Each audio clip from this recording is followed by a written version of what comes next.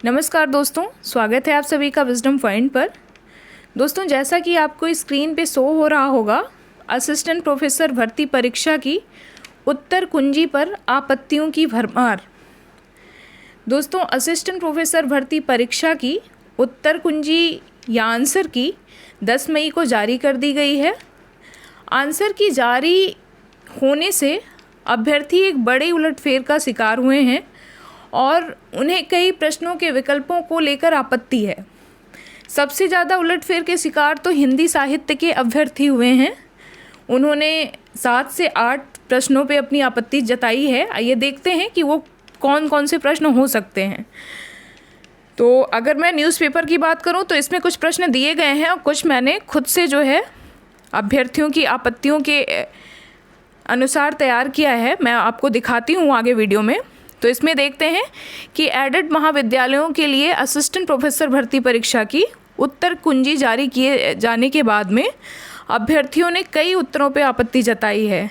कई अभ्यर्थी कुछ उत्तरों को गलत मानते हुए उनके साक्ष्य जुटाने में जुट गए हैं और शिक्षा सेवा चयन आयोग द्वारा निर्धारित अंतिम तिथि 19 मई से पहले ईमेल पे आपत्ति वो भेजेंगे। अब देखेंगे तो इसमें उत्तर कुंजी को देखकर अभ्यर्थियों से कोई आपत्ति होने के साक्ष्य के साथ में ईमेल पर भेजने को कहा गया था। हिंदी साहित्य की बात करें तो देखिए, सबसे पहला प्रश्न है, संतन को कहाँ सीकरी सो काम। अब इसमें सीकरी का अर्थ जो है आयोग की उत्तर कुंजी में धन बताया गया है। विकल्प में चप्पल भी है, फतेहपुर सीकरी है और ऐश्वर्य भी था। ऐश्वर्य अगर देखें तो अपने आप में एक विस्तृत अर्थ रखता हुआ एक शब्द है जिसके अंतर्गत धन भी आता है।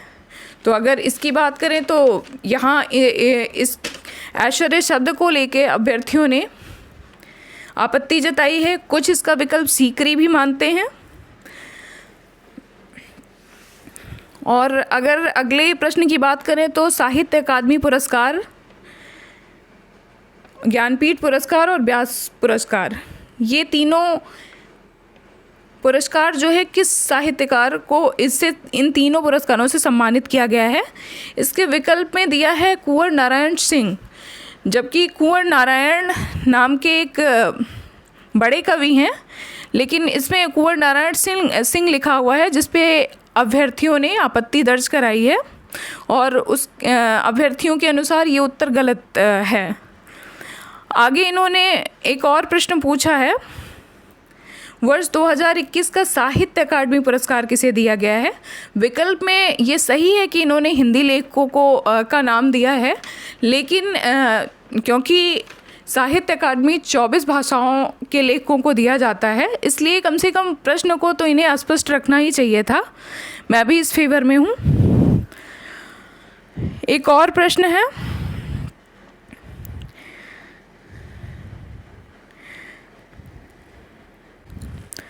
अगर हम जीएस की बात करें तो जीएस में भी 2 प्रश्न ऐसे हैं जिन पे हम अभ्यर्थियों द्वारा जो है आपत्ति दर्ज की गई है। पहला प्रश्न है कि प्रशासन में बिग डेटा एनालिटिक्स के मुख्य उपयोग क्या हैं, जिसमें इन्होंने चुनाव की भविष्यवाणी करना भी माना है। तो अभ्यर्थियों के हिसाब से जो है कि चुनाव की भविष्यवाणी के लिए क्या हम डाटा एनालिटिक्स का प्रयोग करते हैं, मतलब उनके हिसाब से ये आंसर भी चैलेंजिंग है और इस पे चैलेंज भी किया है कुछ अभ्यर्थियों ने। और जिनको करना है वो, क्योंकि चैलेंज करने के लिए 19 मई तक ही डेट जो है दी गई है, तो ज़्यादा से ज़्यादा अभ्यर्थियों को इसमें आगे आना चाहिए और इस पे जो है उनको आपत्ति दर्ज करनी चाहिए। जीएस का एक और प्रश्न है जिसमें है कि निम्नलिखित में से कौन सा एक आईसीटी प्रणाली का घटक नहीं है। इसमें ऑप्शन है बायोमेट्रिक सेंसर, सूचना, हार्डवेयर और सॉफ्टवेयर।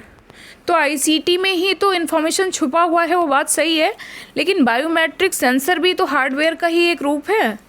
तो इस प्रश्न को लेकर भी अभ्यर्थियों ने आपत्ति दर्ज कराई है। देखते हैं इस पे क्या आंसर करेक्ट आता है। एक और प्रश्न है, देवनागरी लिपि में अधिकांशतः कौन सी लिपि है। देवनागरी लिपि जो है उसमें अधिकता किस लिपि की है। तो इसमें वर्णात्मक भी दिया हुआ है और वर्णात्मक भी दिया हुआ है। वर्णात्मक भी अभ्यर्थियों के हिसाब से कि दोनों ऑप्शन, इसमें दो ऑप्शन सही हो सकते हैं, वर्णात्मक और वर्णनात्मक। इसी पेज पे एक प्रश्न और है कि निम्नलिखित में से कौन सी रचना शुद्ध प्रेम काव्य है, जिसके ऑप्शन में दिया हुआ है कीर्तिलता, बीसलदेव रासो, कुमार रासो और पृथ्वीराज रासो। तो इसमें अभी तक जो है पढ़ते आए हैं सभी, मैंने भी पढ़ा है कि बीसलदेव रासो जो है एक शुद्ध प्रेम काव्य है जो कि वीरगाथा काल की रचनाओं में शामिल है, लेकिन आयोग के द्वारा इसका जो आंसर माना गया है वो कीर्तिलता को माना गया है। तो इस प्रश्न पे भी ये क्लेम बनता ही बनता है।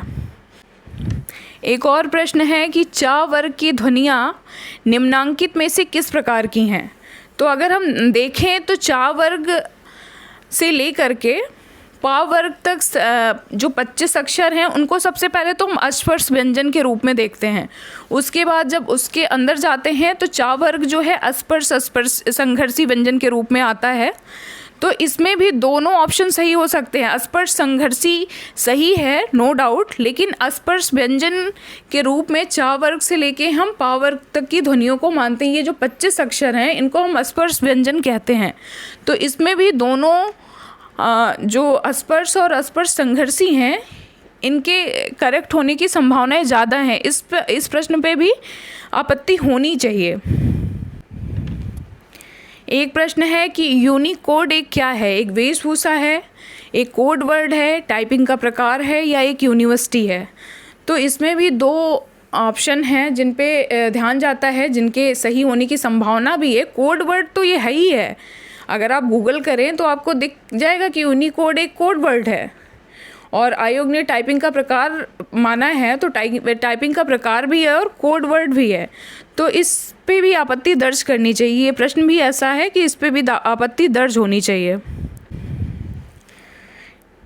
एक प्रश्न है नई समीक्षा के जनक कौन हैं।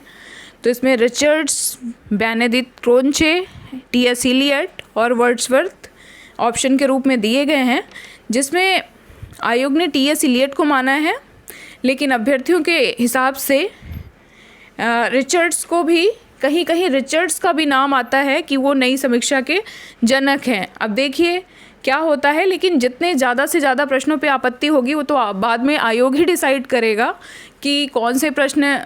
लेकिन हम अगर आपत्ति करेंगे और अपने साक्ष्य भेजते हैं, जिन जिन किताबों में हमें रिचर्ड्स मिलते हैं उन पे हम भेजते हैं, तो निश्चित इस पे कुछ ना कुछ बात बनेगी। 4 से 5 क्वेश्चन तो हिंदी में ऐसे हैं ही हैं जो चेंज होने ही होने हैं।